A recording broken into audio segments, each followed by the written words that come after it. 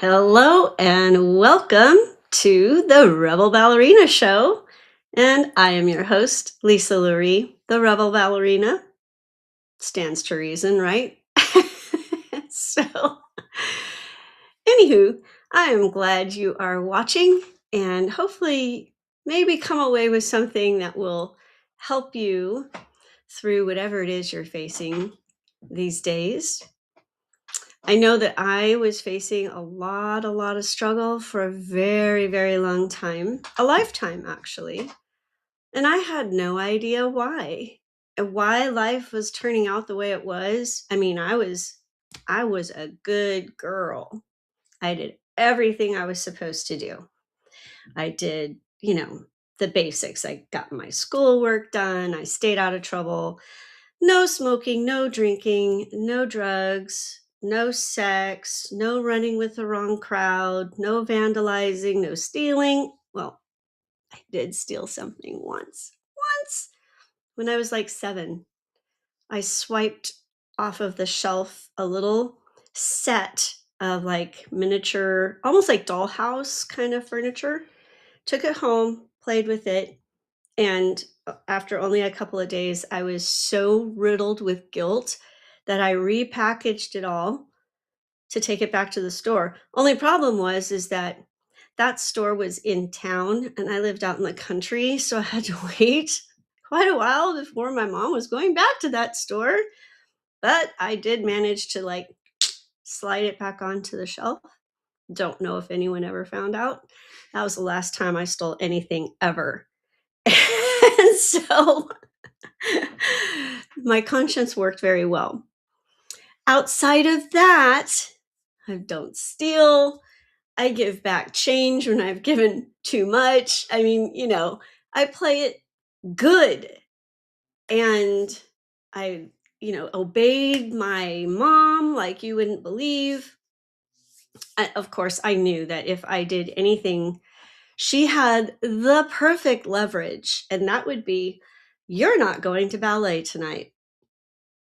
So I made sure I did everything I was supposed to do and stayed away from the stuff I wasn't supposed to do. So, in other words, I was good.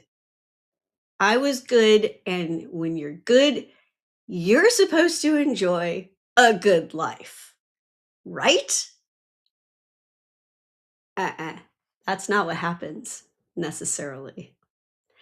You can be good and enjoy a good life, provided that you know the difference between being good for the sake of goodness and for the sake of yourself, and good because of fear. There is a distinct difference. So, people like me, there's a typical pattern, and that's the fawn pattern. And this stems from whatever trauma, whatever perceived traumas and issues in life as a child where you feel unsafe and threatened. And a lot of it comes from the very people that you're supposed to be able to trust. So therefore, it's much worse. And they're the same people that you have to rely on for your needs to be met. And that's what begins this pattern. There are 4 different patterns, basically. And you can be a little mixy-matchy on some of this, but predominantly, typically, you're going to head towards one. Like I am definitely a fawn. And then you also have your fight and flight or freeze, which you're familiar with fight or flight because that's just your basic instinctual survival mode that we know from, the time of saber-toothed tigers. You better run or you better be able to defend yourself. One or the other, right? Well, there are some subtleties now that have come along, and in our more modern age, the fawn is I believe, the predominant path and pattern.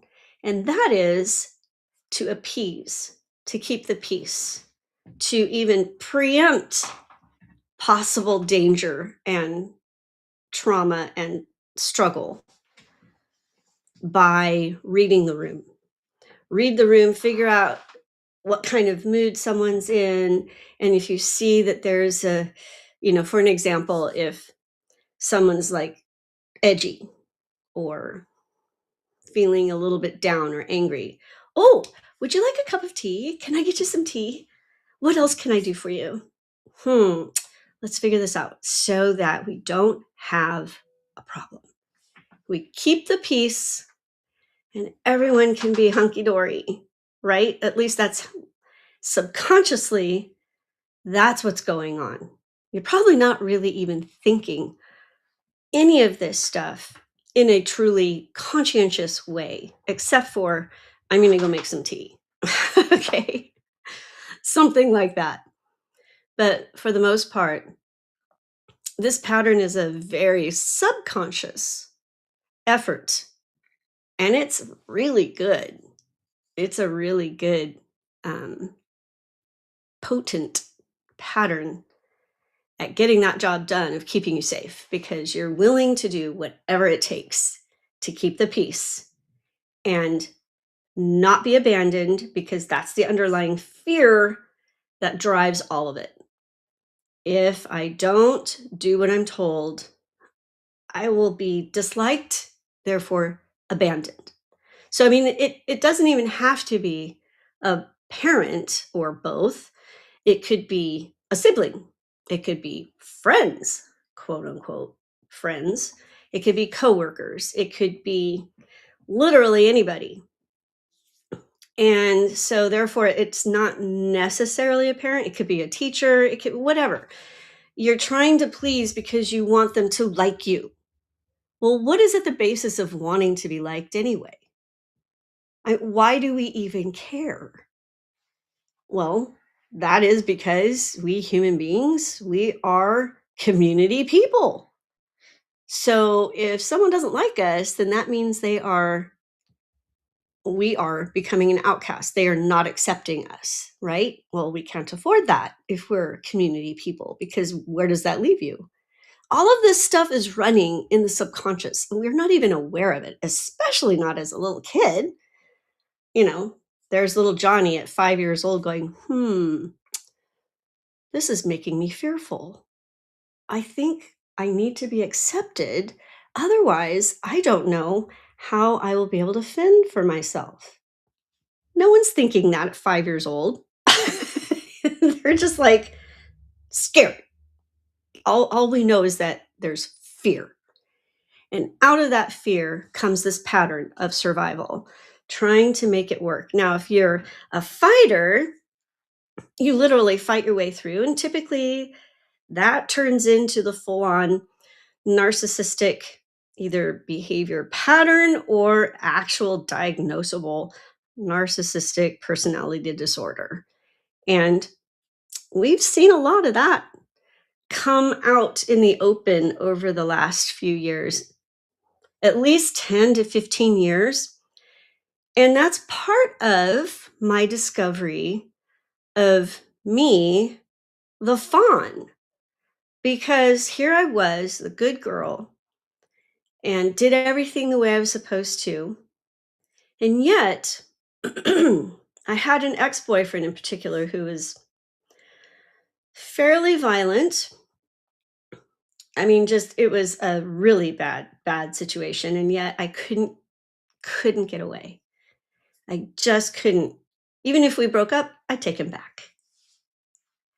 Then I end up married to someone who made, because of that prior boyfriend, this guy looked great. And he put on a really good show. I mean, there was love bombing, and I didn't know any of these things. I had no idea that that itself is another pattern of love bombing, notes on the windshield, flowers, all this fun stuff. And so I went ahead and married someone who turned out to be a complete narcissist. And You don't know that though until you're in it deep, really deep, and too late in the sense that I said the vows. Too late. And now I have someone who is controlling my life. And I'm no longer living as me for me. I am giving away myself, my soul, my energy, everything about me to appease this other person. And that's what I'm talking about. And it doesn't have to be a marriage. Again, it could be a friendship. It could be someone in your family. It could be a sibling or an aunt or uncle or just a mere friend, your neighbor down the street. It could be someone you grew up with. Oh, I need my water. I am so sorry. I'm going to have a nice little coughing fit for you.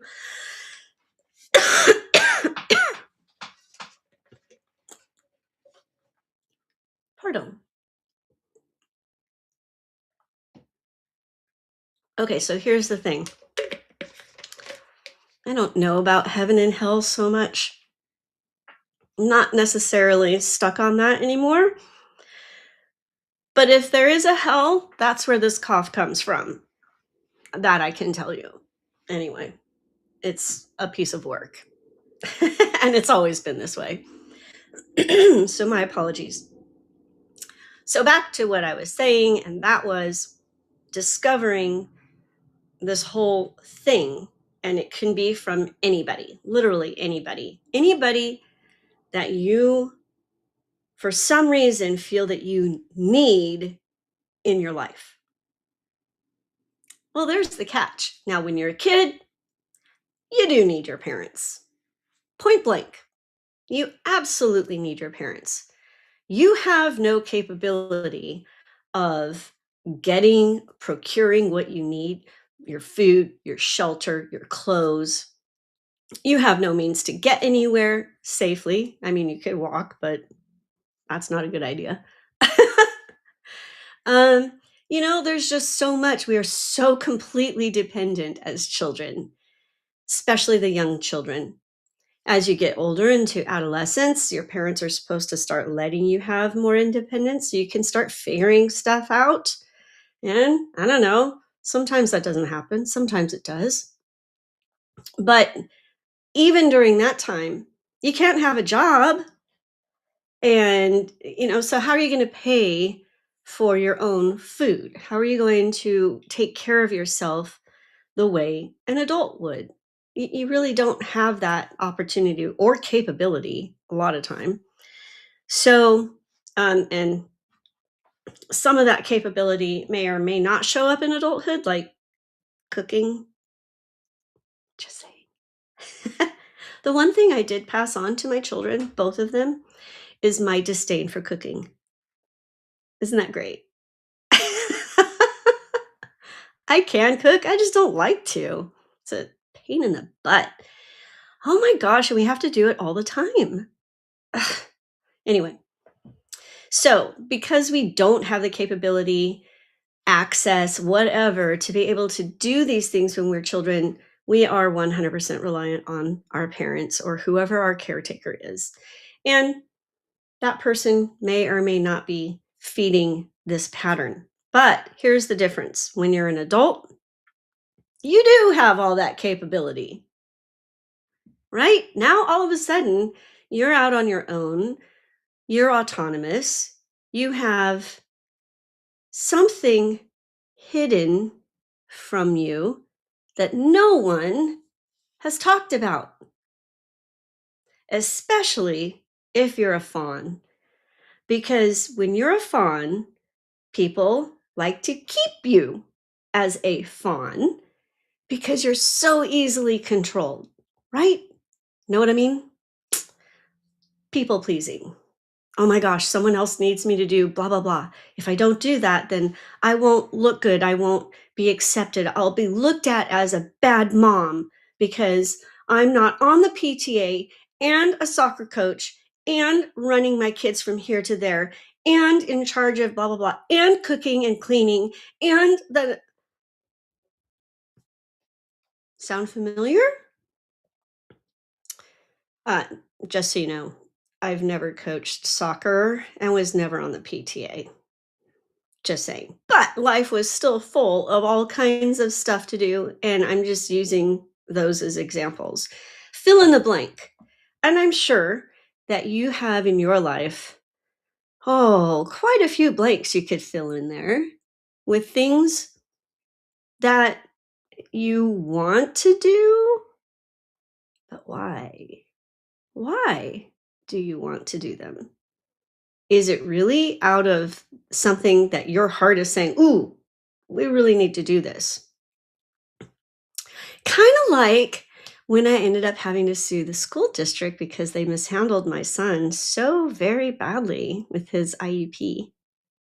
I didn't wanna have to do that, but I did because it had to be done. And it did make some changes happen, which is a really good thing because that was a really crappy deal going on. Anyway, that's a whole nother story for a whole nother day. Just saying, sometimes there are things you do have to do. And the reason was, in that case, was to make it viable for my son to go to school and get what he was supposed to have, what was agreed to, and they were completely negligent about. And in the process, that helped a whole bunch of other kids because things had to change. So that was a benefit all the way around. I didn't want to have to do that. That took a lot of time and energy, believe me. It was mayhem. Oh, and by the way, if you do decide you have to do something like that, be aware you will probably get a call from CPS because they love to use that tactic once you enter litigation. Anyway, I had a nice chat with a CPS officer who really liked the bunk beds that I had gotten for the kids. So I don't know. Anyway, now her kids have really great bunk beds, just saying. So I guess there was a benefit there too. But it's really we have to get to the root of what is really going on. Are we being good just for the sake of being good? Because it is a good thing. I mean, being good is a good thing.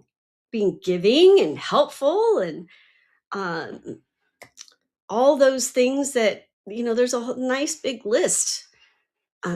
Generous with time, money, resources, effort. Those are all really good things. Just being kind, it's a really good thing. And everybody should be doing that. But we fawns, we take it to a whole nother level. And that's when we have to start asking ourselves, why? Why am I at this depth of needing to give? And I'll bet you dollars to donuts, when we really unravel it, it's out of fear and the deep need to be accepted and the deep fear of abandonment. So there you go. We get trapped in this pattern. It develops very subconsciously, very quietly as a child. And then we step into adulthood, and that pattern just keeps going and it keeps deepening and it starts to destroy our lives. It certainly did mine for a good long while, to the point where I didn't even want to be here anymore. It was severe. Depression, anxiety. I know that that's a growing thing and we're hearing a lot about it. Medication may or may not be the answer, or at least a help. But I can tell you what would be helpful is to understand where it's even stemming from. It might not be a chemical thing. I had to discover what it really was in me, and it was that I had disappeared. I had become non existent as a person. Oh, sure, my body was still here, and by golly, it did a really good job of keeping me alive. And that's its job. That is what it's supposed to do. It still wanted to be here. I didn't. I didn't. Because why? What was the point of continuing this shallow shell of an existence? The shell was here, but I wasn't anymore. That had been so chipped away, sucked dry, so that I could perform for everyone else and make them happy. It all was about appeasing, pleasing, performing. Oh, I perform happy really well. Yes, I am a trained professional performer, but I took it a little bit too far. I put it into my entire life, and that was a disaster. So here's the dirty little secret. Excuse me. That people won't tell you, particularly the people who want you to remain a fawn so that they can wield their wonderful control over you and keep you hidden and keep you less than who you should be, all so that they can feel so much better about themselves. And you know exactly who I'm talking about in your life. I'll bet you just had, oh, I don't know, 5, maybe even 10 people just bam, pop into your brain. Go, oh, yes. Da, da, da, da, da, da. Those folks, yeah, they want you to remain a fawn and quiet, silent, even subservient, pleasing them. And here's what they will not tell you, but I'm going to tell you because I am a fellow fawn and I found the way out. And this is what it is. You have power. We didn't have power as kids. So as this pattern was forming, there was nothing we could do about it. And of course we didn't even realize it at the time. But you have power now. And it's time to reclaim that power that we have silently, unknowingly been giving away or just having it taken away. Either way, it's gone. It's gone. Until we end up living in such a horrible circumstance or just this feeling of knowing that things are not right.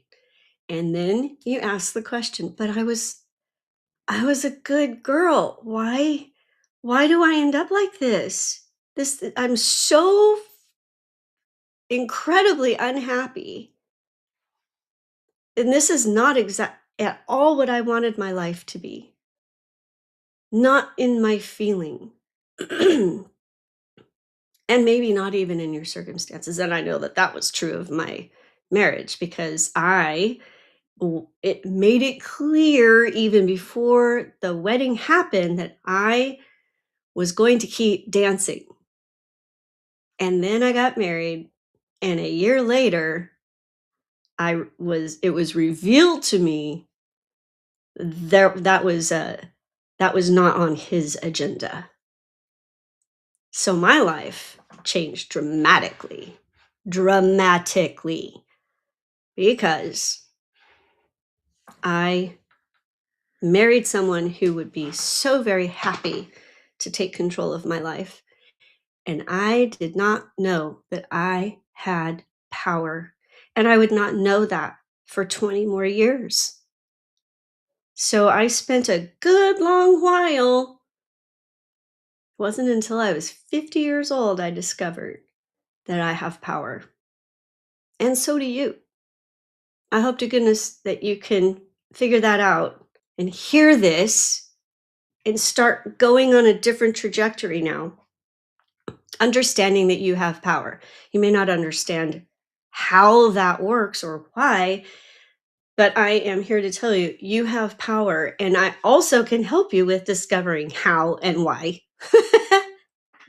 That's the fun thing. See, as the rebel ballerina, I am also a rebel fawn. And I am wanting to help other fawns grow some antlers, grow some. I'll be polite, antlers. But yes, we are growing balls at the same time, or gonads or ovaries in my case. So that is my mission.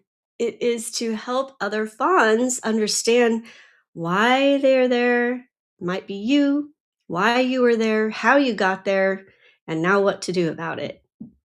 Because I live an entirely different life now than I ever have before. And it's so much better. There is joy, happiness, just happiness, ease. Like that depression and anxiety, gone. Gone. I used to hate my life. I used to get angry when my eyes would naturally open in the morning. I would be like, fuck, why am I still here? I don't feel that way now. Now my eyes open, I'm like, whoa, got so much fun stuff for this day. I mean, that's you can't get polar opposite. And that's what I'm telling you. I have lived now the polar opposites, but why get to such a state where you have that stark of a contrast? I mean, we need the contrast. That's the thing. You may not even understand that you're in it, and you might not for a while till you're out of it. And then you see the contrast and you go, whoa, I didn't even know I felt that bad. Because we're so used to it. It gets comfortable, which is why a lot of people stay stuck in it because it's comfortable. And oh my gosh, to get out of it, that means I might have to change something. Change? Are you kidding? That's terrifying. Yeah. But so is wanting to die. That's terrifying. So is depression. So is anxiety. Those things are all terrifying, really, when you think about it. When you could be living a life of joy and ease and knowing that you are who you're supposed to be and living as yourself and enjoying that and not making an excuse for being here or existing or having an opinion or your fashion style or your whatever, not having to answer to anyone. Whoa, wait, what? Not having to answer? Exactly. Because you have power. And it's time that all of us fawns start using it. Big time. Excuse me, because this world is very replete with those narcissistic types, and they are running roughshod over all of us. So let's start with our own personal lives. Let's grow some antlers. Let's regain our power, figure it out, not repeat the same mistakes and get in the same pattern because we're going to break the pattern. You just need to know how to do that. I am here to help you with that. The first thing you could do is check out my ebook, From Almost Ending It All to Fun Hot Bitch Mom. That's the title. I know, kind of long, but it's a synopsis of what's really inside. It's a very easy read. It won't take you long. It's not like tons and tons of pages and paragraphs. But start there. And I am soon to be offering a whole program to help with this very issue. How do I get out of this mess and into the life that I actually want? How do I reclaim my power and live the way I want to, and the way I envisioned when I was a kid, the dreams that I had, and what I wanted to accomplish, and who is that going to help in the process? And the real question in that is, who do you become? That's the real kicker. And it's fun. Once you get through the hard part, and there is a hard part, because you're right, change isn't easy. It's not necessarily fun. It's work. It's a lot of heartache sometimes, but it is also so incredibly worth it. So I don't know. Maybe the first question you have to ask yourself is, well, maybe it's a couple of questions. How much pain are you willing to tolerate? Are you really willing to go down that road farther and have it become worse, right? And are you so far gone in your fear that you'd rather stay in a horrible place than buck up and make some changes and save yourself? That I cannot answer. You'll have to answer that. I did answer that for me. Oh man, am I glad I answered that for me. I wouldn't be here. That was 10 years ago. I wouldn't be here right now. I can tell you that at all. Not even in the metaphorical sense, like, oh, here's my body, but I wasn't here. No, no, no. None of this. I would not be here if I had not answered that question for myself. And it was a stark question. It made me angry. It really pissed me off when I first heard this stuff. It made me so angry. Oh, but anyway, I'm hoping you'll actually start really digging into that in your own mind, in your own heart, because your very essence really actually depends on it, whether you know it or not. Are you being subservient, or are you being who you're supposed to be? I can't answer that for you. Only you can. Just like I can give a really good class, ballet class, and I can give really good corrections, but I can't put it in your body. Only you can do that. Same thing. By golly, ballet just teaches the best life lessons. It is the best teacher of life lessons.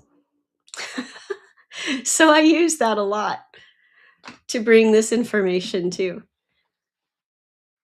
Oh, well, that is going to be it for today, but I really hope that this resonates and that you're willing to even contemplate what it would be like if you had power in your life.